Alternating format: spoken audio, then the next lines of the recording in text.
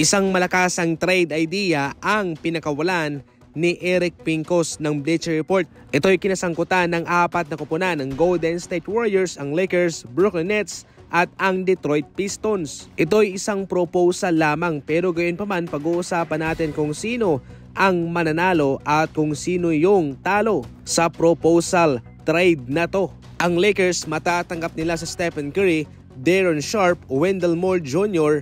at 3.9 million trade exception. Sa Golden State naman, kanilang matatanggap si Austin Reeves, Ben Simmons, 29 and 31 unprotected first round pick via Lakers. Sa Brooklyn Nets naman, kanilang matatanggap si D'Angelo Russell, Rui Hachimura, Gabe Vincent, and Gilly Hodgefino. Mayroon pa silang kabuang 25 million trade exception.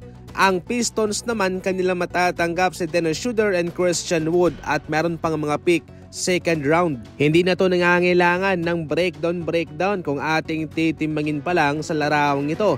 Panalong-panalo ang Lakers sa proposal na to, kasama ang Detroit Pistons at ang Brooklyn Nets. Ang Golden State Warriors lamang ang talo dito. Sa kadahilanang matatanggap ng Lakers itong sa Stephen Curry, at kaya kung ipapartner mo siya kay LeBron kasama si Anthony Davis, malahalimaw na big three yung kanilang mabubuo. Yung Golden State naman, mataas ang value nitong si Austin Reeves, pero yung kanyang kapartner ay itong si Ben Simmons. Definitely hindi mo papakawalan ang isang Stephen Curry kung si Reeves lang at Simmons yung matatanggap mo. Kahit sabihin na natin meron pang pick, pero hindi naman nakakasigurado ang Warriors kung sino yung kanilang makukuha dyan.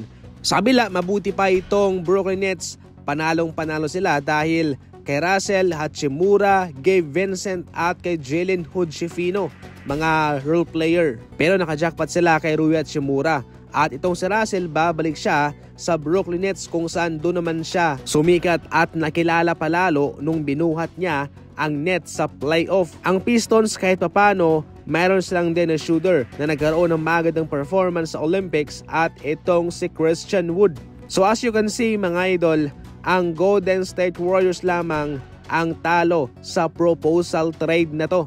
Ang Lakers, Brooklyn Nets at itong Pistons, lahat sila ay panalo. Pero huwag kayong mag-alala, especially sa mga fans ng Golden State dyan, dahil nga ito'y isang trade proposal lamang. Considering na ito isang blockbuster trade, napakahirap nitong i-execute. Maraming dapat na isa lang alang, especially apat na kupunan ang sangkot sa trade proposal na to. Kamakailan lang nag-viral pa yung kay Stephen Curry nung tinanggal niya ang guard for the Warriors. Mayroong paliwanag doon dahil binagay lamang niya yung kanyang bio sa kanyang profile picture. Sa ibang social media niya, ganun pa din. Golden State Warriors, walang nagbago. Well, para sa inyo mga idol, ano ang komento ninyo sa trade proposal na to? Mag-comment lang sa comment section. Babasahin ko yan.